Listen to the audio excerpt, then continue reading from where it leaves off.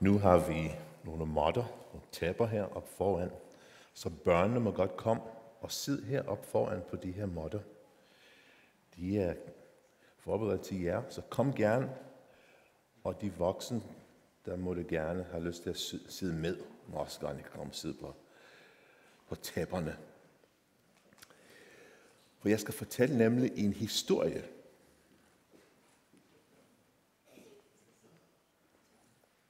Ja. Super. Det virker meget hyggeligt.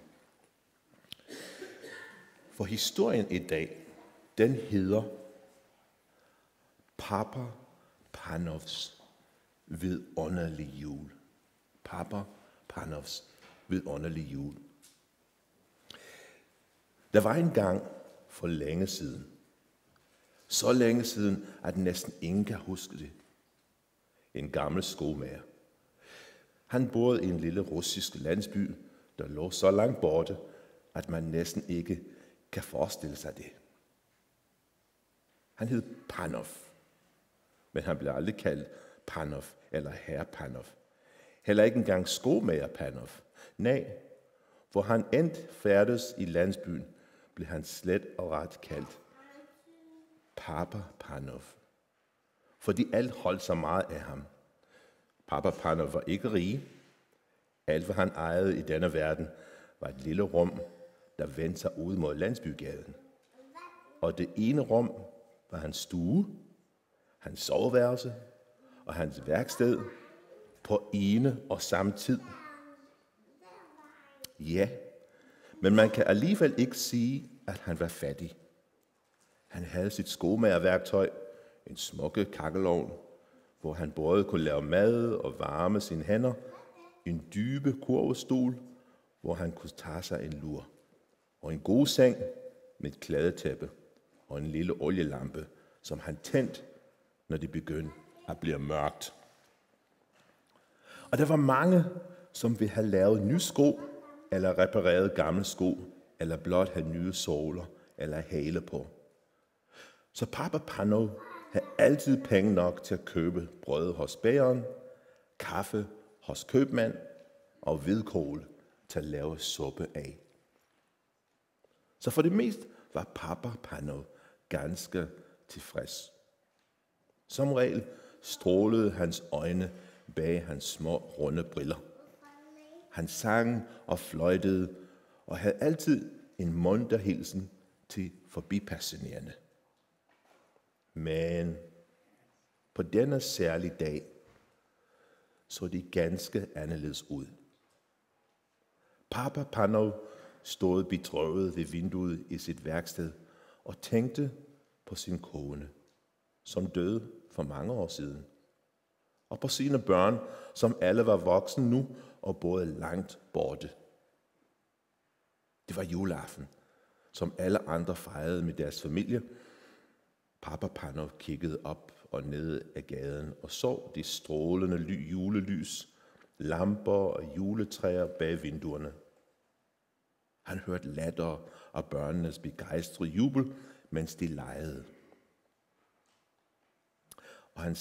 Og han behørte latter og børnenes jubel, og en svag duft af flæskesteg krøb ind gennem den utætte dør og vindue, ind i hans lille stue. Jamen dog, sukkede Papa Panov og trak sit lange grå overskæg og rystede langsomt på hovedet. Jamen dog. Og der var ingen til at få øjnene til at stråle igen bag de små, runde briller. Papa Panov sukkede dybt. Så tændte han langsomt olielampen, gik hen til hylden på væggen og tog en gammel brun bog ned.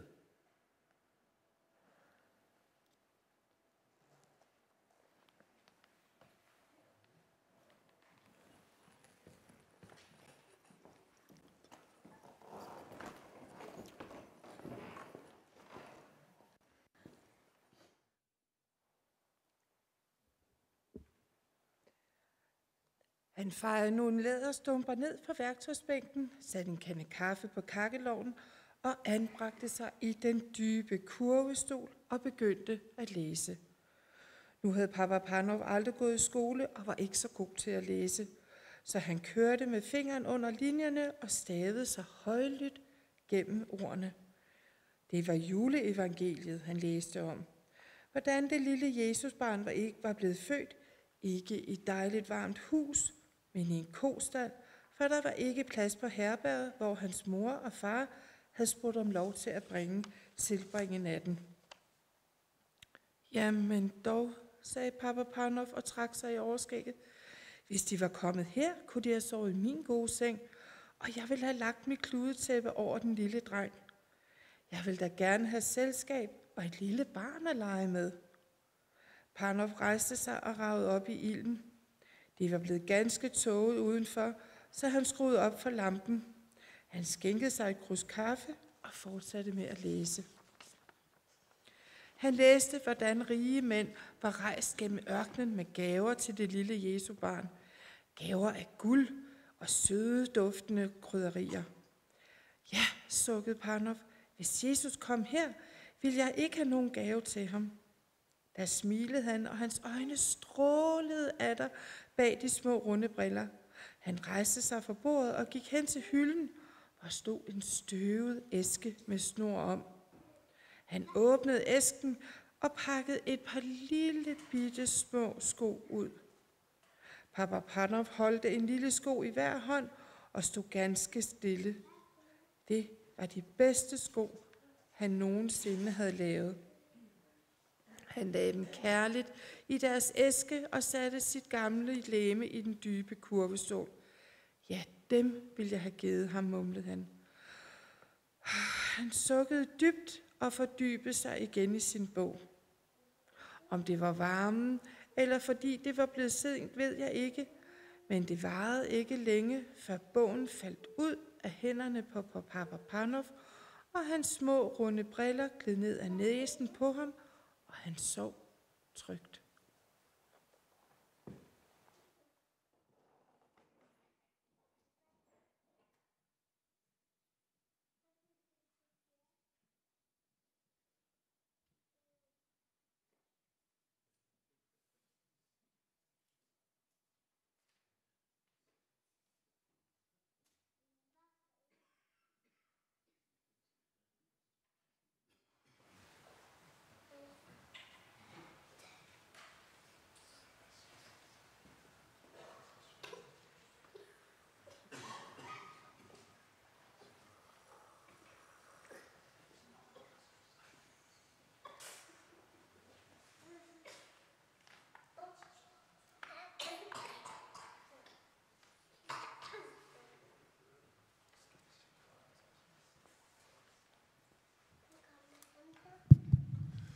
Ja, jeg var lige en lille smule skudt ved siden af. Vi skal have en fællessang nu, og det er En stjerne skinner i nat.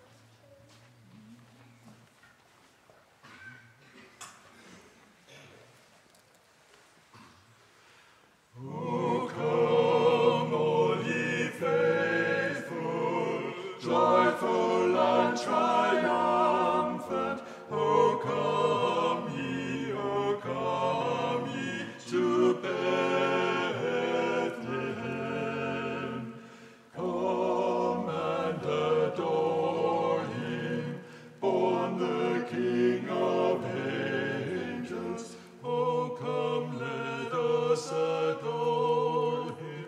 Oh, come, let us adore him. Oh, come, let us adore him. Christ the Lord. Sing, choirs of angels, sing in exultation. Oh, sing, all ye citizens of heaven above. Glory to God, glory to God in the highest. Oh, come, let us adore him. Oh, come, let us adore him. Oh, come, let us adore him. Christ the Lord.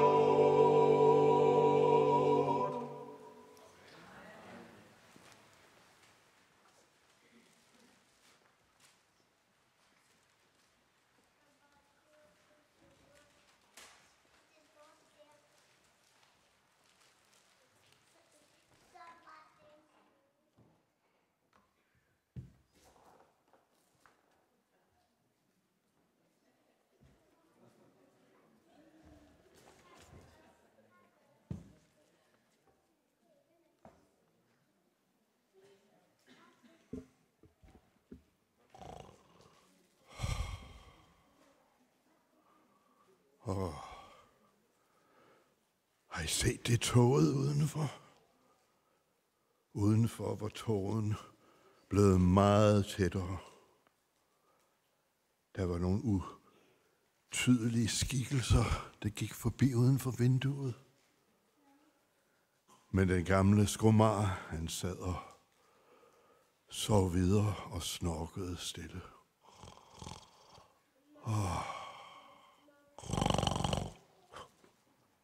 Pludselig lød der en stemme i stuen. Papa Panov, Papa Panov. Den gamle mand for op med et sæt. Hans grå overskæg dirrede. Hvem er det? Udbrød ham og kiggede rundt i stuen. Han kunne ikke se ret meget uden sine briller. Men han syntes ikke, der var nogen i stuen overhovedet. Papa Panov, lød det igen. Du ønskede, at du havde set mig, og jeg var kommet til dit lille værksted. At du kunne have kommet og givet mig en gave. Det var da mærkeligt. Stemmen sagde, hold godt øje med gaden i morgen. For solen står op til solnedgang. Så kommer jeg. Se godt efter, så du genkender mig. For jeg giver mig ikke til kende. Jeg siger ikke, hvem jeg er. Så blev det helt stille. Papa Panov gned øjnene og satte sig forskrækket op. Der var kun gløder i kakkelovnen, og lampen var brændt helt ned. Men udenfor lød der bjælleklang overalt. Det var blevet jul.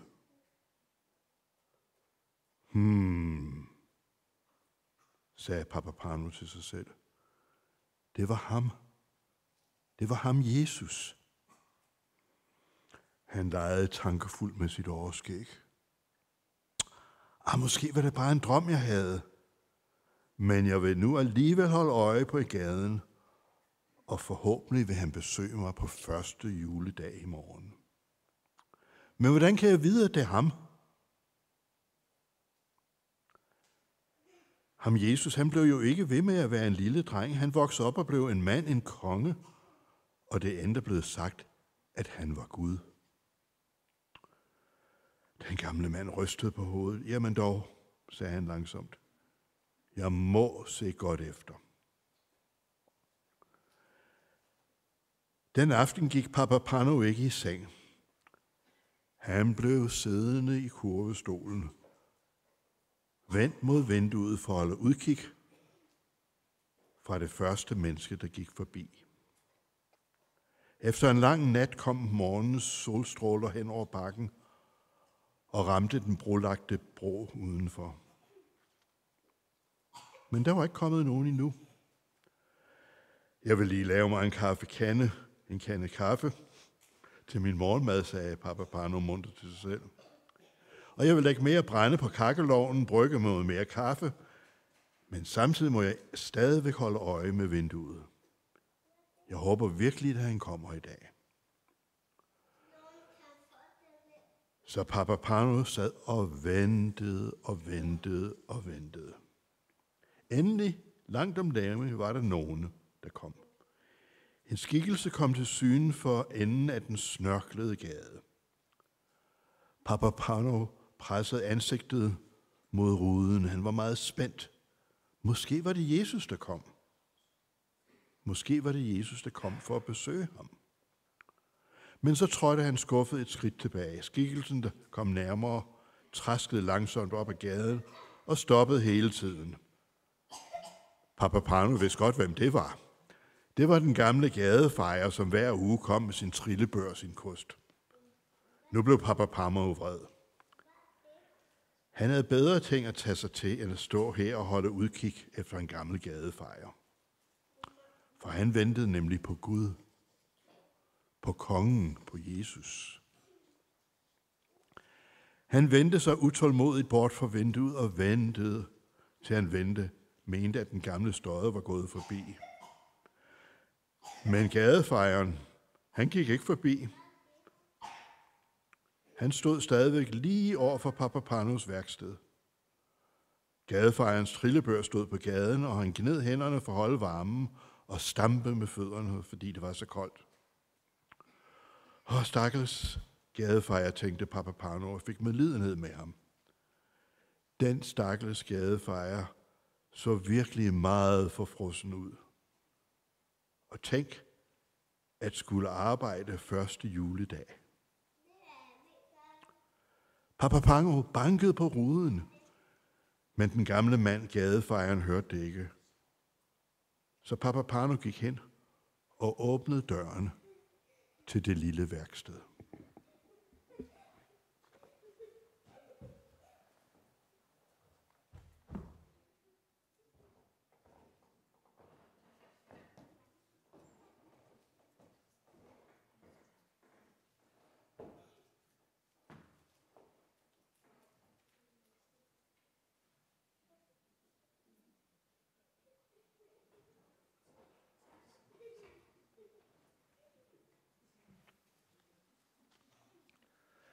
Halløj, råbte han fra døren.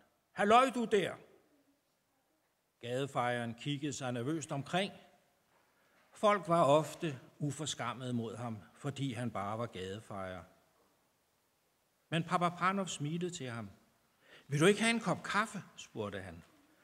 Du ser mig noget forfrossen ud. Gadefejeren forlod uden tøven sin trillebør. Det kan jeg da lige så godt, sagde han, og chokkede ind i værkstedet. Det er venligt af dig. Det er meget venligt af dig. Papa Pano skænkede ham et krus koffeinfri kaffe fra den varme kande på kakkelovnen. Det er da det mindste, jeg kan gøre, sagde han. Det er da jul. Den gamle mand snøftede. Det her, det er min jul. Mens han varmede sig ved kakkelovnen, bredte der sig en sur lugt i stuen fra hans klamme, våde klæder. Papa Pano stillede sig igen på sin vante plads ved vinduet og spejdede op og ned ad gaden. Venter du besøg? Spurgte gadefejeren med en grov stemme. Jeg er vel ikke til besvær. Papa Pano rystede på hovedet. Har du nogensinde hørt om Jesus? Spurgte han.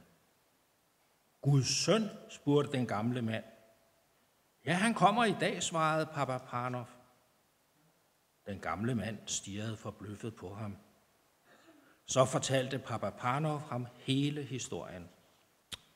Så det er derfor, jeg holder udkig efter ham, sluttede han. Gadefejeren satte sit krus fra sig, rystede trist på hovedet og gik hen mod døren. Ja, held og lykke med det, sagde han, og tak for kaffe. og for første gang smilede gadefejeren. Han skyndte sig ud på gaden og tog sin trillebør med i farten. Papa Parnov stod i den åbne dør og så ham forsvinde. Han kiggede op og ned ad gaden. Vintersolen skinnede klart, og der var endda lidt varme i den stråler, som smeltede frosten på ruden og isen på brostenene. Folk var begyndt at røre på sig. Et par fulderikker vaklede hjemad efter gårsdagens festeri. Familier i statstøjet havde travlt med at komme hjem efter at have været på familiebesøg. De nikkede og de smilede til Papa Parnov, mens han stod der i døren. Glædelig jul, Papa Parnov, sagde de. Og den gamle mand gengældte deres nik og smil. Men han stoppede dem ikke. Han kendte jo dem alle. Næh, det var en anden, han ventede på.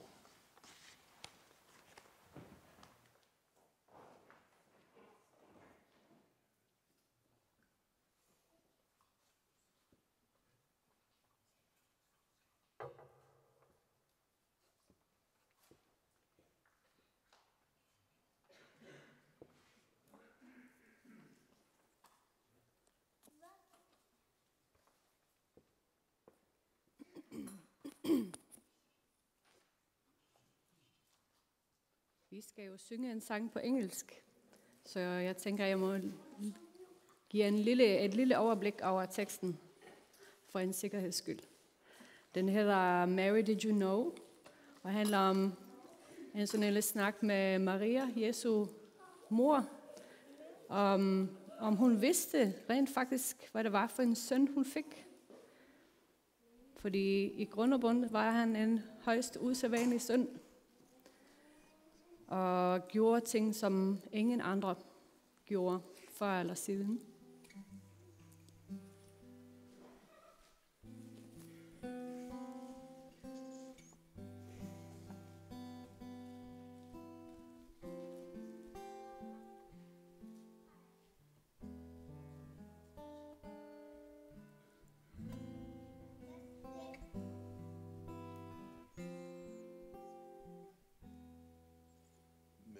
Did you know that your baby boy would one day walk on water?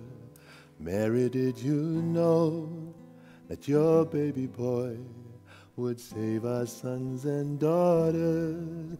Did you know that your baby boy had come to make you new? This child that you've been given would soon deliver you. Mary, did you know that your baby boy will give sight to a blind man? Mary, did you know that your baby boy will calm a storm with his hand? Did you know that your baby boy has walked where angels trod? When you kiss your little baby, you've kissed the face of God. Mary, did you know? The blind will see, the deaf will hear, the dead will live again. The lame will leap, the dumb will speak, praises to the Lamb.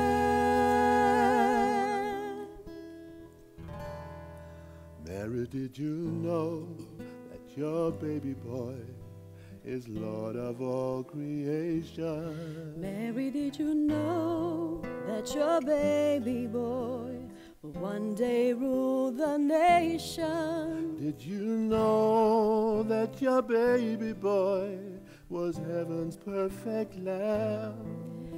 And the sleeping child you're holding is the great I am.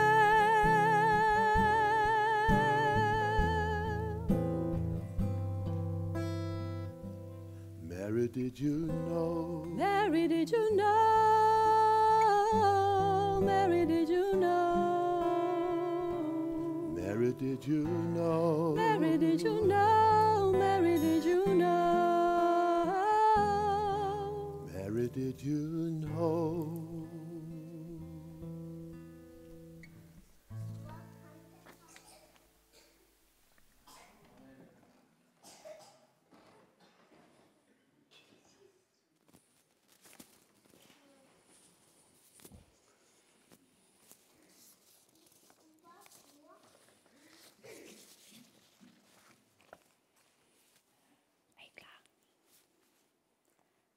Han skulle lige til at lukke døren og gå indenfor, da han fik øje på noget. En ung kvinde kom vaklende langs med moren med bøjet hoved. Hun bar på et spædbarn. Hun var meget tynd. Trætheden stod malet i hendes ansigt, og hendes tøj var meget slidt. Papa Panov stod og iagttog hende. Pludselig kaldte han, "Goddag! Hvorfor kommer du ikke indenfor og får varmen?" Hun kiggede forskrækket op og så ud til at ville løbe væk. Men så hun den gamle skumagers øjne stråle bag brillerne. "Det er meget venligt af dig," sagde hun, da han trådte til side for at lade hende komme indenfor i sin lille butik. Papa Panov trak på skuldrene. "Slet ikke," sagde han. "Du så kold ud. Skal du langt?" "Til den næste landsby," svarede hun stille. "Den ligger 4 mil herfra. Jeg har boet nede på møllen, men nu har jeg ikke penge til huslejen. Så nu må jeg bede min kusine om husly. Jeg har nemlig ingen mad." Pigen gik indenfor og stillede sig ved kakkelovnen. Papa Panov tog barnet i sine arme og spurgte, "Vil du ikke blive og have noget at spise? Jeg har noget brød og suppe." Men den unge kvinde rystede stolt på hovedet. "Jamen, så lidt mælk til barnet der," sagde han. "Jeg varmer lidt på kakkelovnen til ham." "Ja, man har da selv haft små børn." Barnet klukkede og sparkede med sine små fødder. "Men dog," udbrød Papa Panov, "den lille fyr har jo ingen sko." "Jeg har ikke nogen til ham," svarede kvinden bittert. Men Papa Panov madede den lille dreng. Mens Papa Panov madede den lille dreng, fik han en tanke. Han skubbede den fra sig, men den dukkede op igen. Æsken på hylden. De bitte små sko, han havde lavet for så længe siden. Måske kunne de passe den lille. Så hentede Papa Panov dem ned fra hylden og prøvede dem på barnet. De passede på en prik. Perfekt. Sådan, den må du få, sagde han mildt. Den unge kvinde var henrygt. Hvordan kan jeg nogensinde takke dig, udbrød hun. Men Papa Panov hørte ikke efter. Han kiggede bekymret ud af vinduet. Var Jesus kommet forbi, mens han madede barnet? Hvad er der i vejen? Spurgte den unge kvinde venligt. Har du hørt om Jesus, som blev født ved juletid? Svarede den gamle skuemager. Pigen nikkede. Han kommer i dag, sagde Papa Panov. Det lovede han. Og han fortalte hende om sin drøm, hvis det da havde været en drøm. Den unge kvinde lyttede, til historien var færdig. Hun så ud, som om hun overhovedet ikke troede et ord. Men hun klappede venligt den gamle skuemager på hånden. Jeg håber da, at din drøm går i opfyldelse. Det fortjener du for at have været så gavmild mod mig og mit barn. Og så gik hun. Papa Panov lukkede døren bag hende, varmede sig en stor portion hvidkålssuppe og satte sig på sin vante plads ved vinduet.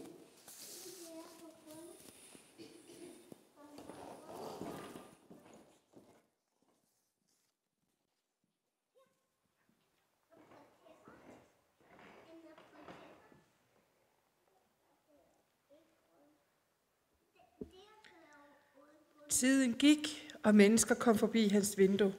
Papa Panov holdt skarpt øje med den, men Jesus kom ikke. Så begyndte han at blive bange. Måske havde Jesus været der, uden at Papa Panov havde genkendt ham. Måske var han gået hurtigt forbi, mens Papa Panov lige havde vendt ryggen til et øjeblik for at rage op i ilden eller varme suppen. Den skamme skummager kunne ikke længere sidde stille. Han gik hen til døren for at kigge en sidste gang. Alle mulige mennesker gik forbi. Børn, gamle mænd, tiggere, bedstemødre, muntre mennesker, gnævende mennesker. Nogle smilede han til, andre fik et nik. Tiggerne gav han et humpelt brød eller en mønt, men Jesus kom ikke. Da mørket begyndte at falde på, og decembertogen blev tættere, tændte den gamle skomager bedrøvet sin olielampe og satte sig træt i den dybe kurvestol. Han tog sin bog frem, men hans hjerte var for bedrøvet til at læse, og ordene dansede foran hans gamle trætte øjne. Så var det alligevel kun en drøm, tænkte han bedrøvet.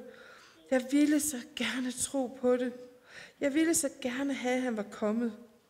Og 2 store tårer vældede op i hans øjne, så han dårligt kunne se.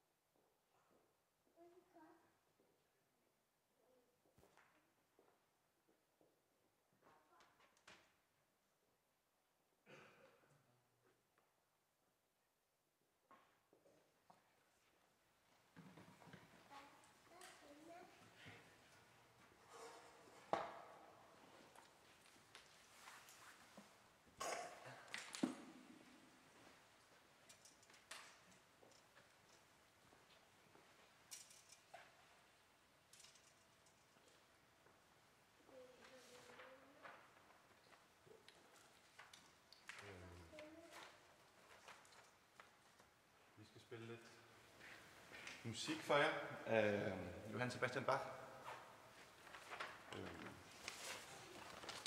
2 små stykker. Den ene spiller jeg alene, og det næste der bliver jeg akkompagneret af en fløjtenist.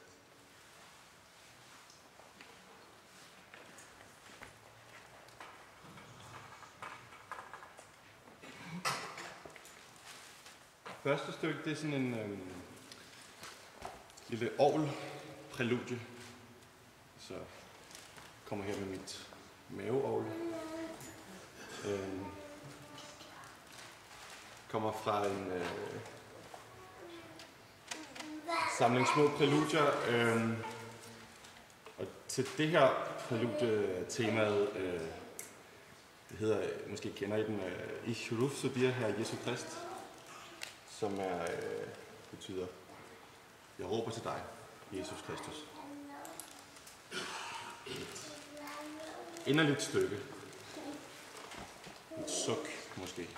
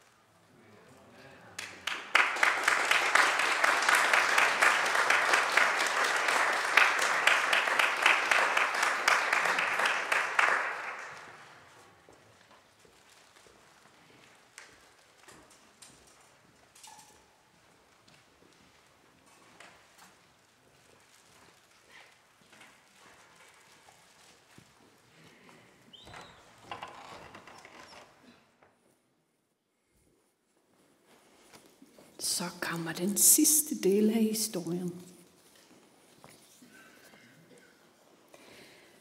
Lige pludselig føltes det som om, der var nogen i stuen.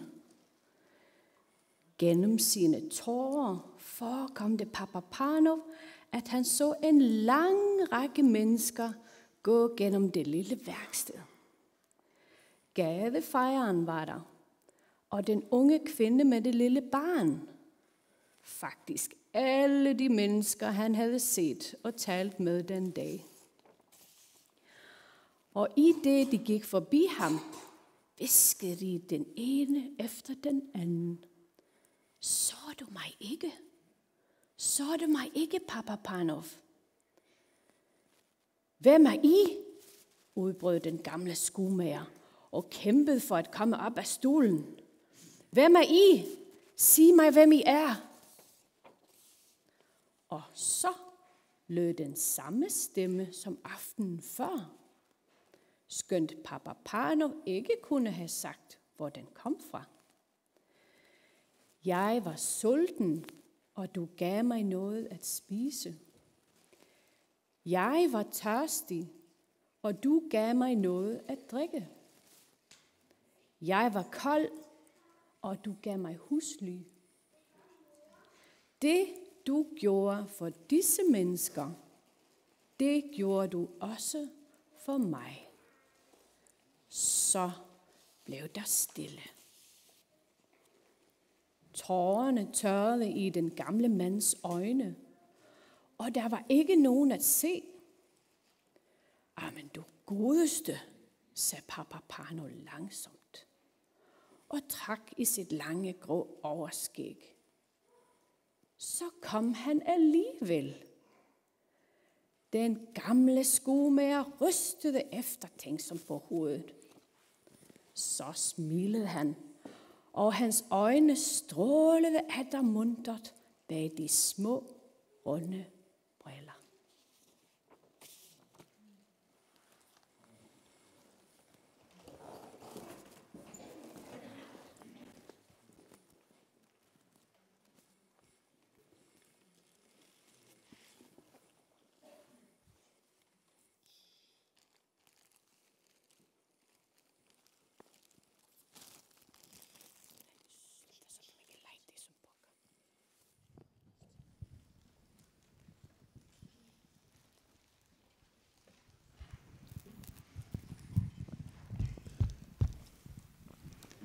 Vi skal også synge en sang nu, som er på engelsk, som hedder Behold.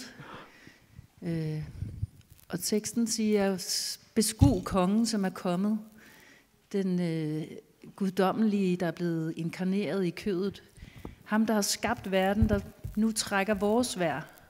Se det lys, der er kommet, og mørket kan ikke rumme det. Vores frelser, han har endelig. Og så til sidst, så siger den, se faderens kærlighed, som vi slet ikke kan forstå. Han gav sin eneste søn for at dø i vores sted. Gå hen og se den tomme grav. Han er ikke her, for han er genoprejst. Hvert hjerte gør plads til ham, Jesus Kristus, kongen fra himlen.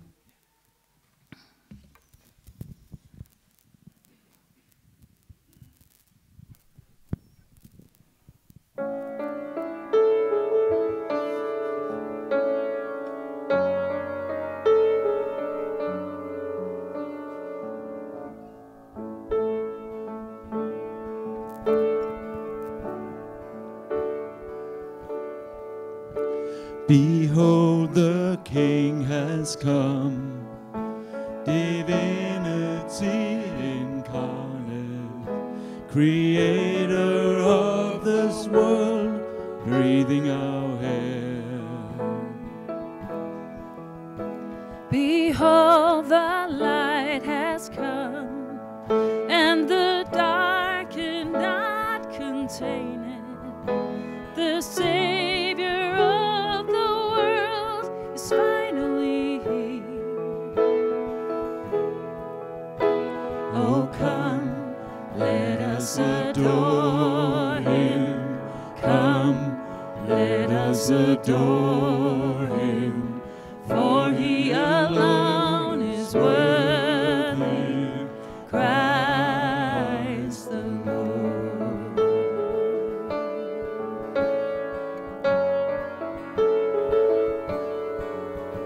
Behold the Father's love, beyond all comprehension. He gave his only Son to die in our place. Go and see that empty tomb. He's not there, for he is risen. Every heart preparing room.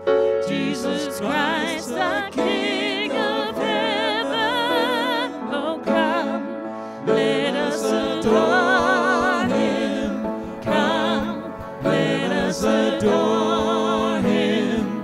For he alone is worthy, Christ the Lord. We give you all the glory. We give you all the glory. We give you all the glory, Christ the Lord. We give you all the glory. We give you all the glory. We give you all the glory, Christ the Lord. We praise your name forever. We praise your name forever. We praise your name forever, Christ the Lord. Oh, come, let us adore him. Come, let us adore him. For he alone is worthy, Christ the Lord. Oh, come, let us adore him. Come, let us adore him. For he alone is worthy, Christ the Lord. Christ the Lord. He is Christ the Lord.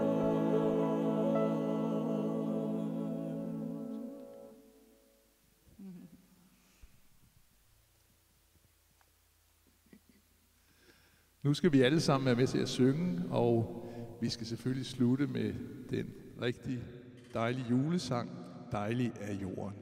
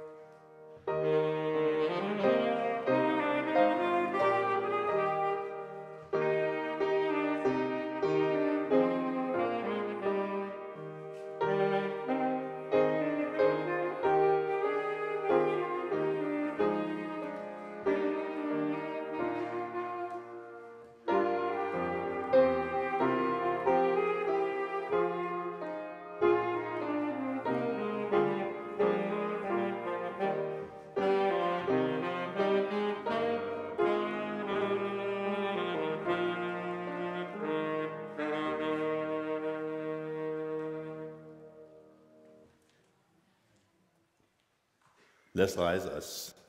Tag imod velsignelse. Herren velsigne dig og bevare dig. Herren lad sit ansigt lyse over dig og være dig nådig. Herren løfte sit ansigt mod dig og give dig fred. Amen.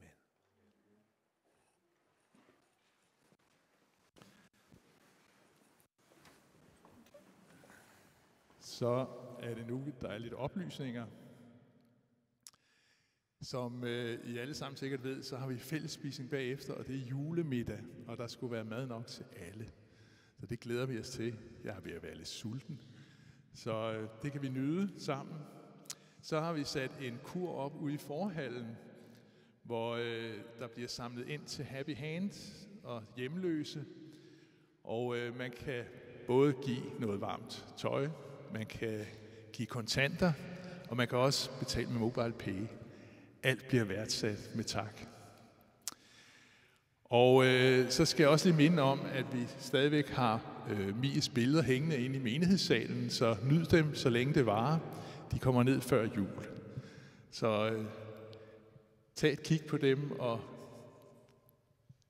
nyd dem. Så er der næste sabbat, der er støttekoncert i Cafékirken kl. 16. Kl. 15. Det er den 16. kl. 15. Og så hørte vi jo Christian spille på akkordeon. Det var en stor fornøjelse. I eftermiddag, der vil Christian give en forsmag på en kandidatkoncert, han skal holde. Og det er, at han går på Musikkonservatoriet inde i København. Og han har et koncertprogram, som varer cirka 40 minutter her i eftermiddag kl. 2:30. Så det kan vi komme ind og nyde. Det var sådan set de oplysninger, der var. Og så har jeg glemt at sige, at vi skal jo selvfølgelig også samle en kollekt ind. Og den går til menighedens aktiviteter. Og det vil vi gøre nu. Og så mødes vi inde i menighedssalen til en dejlig julemiddag.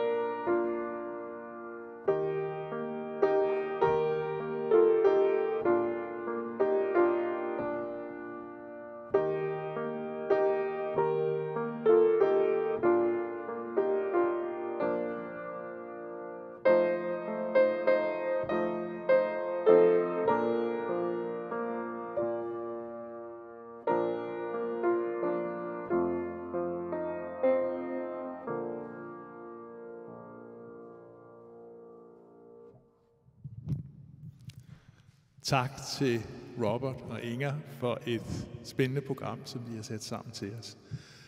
Og glædelig jul alle sammen.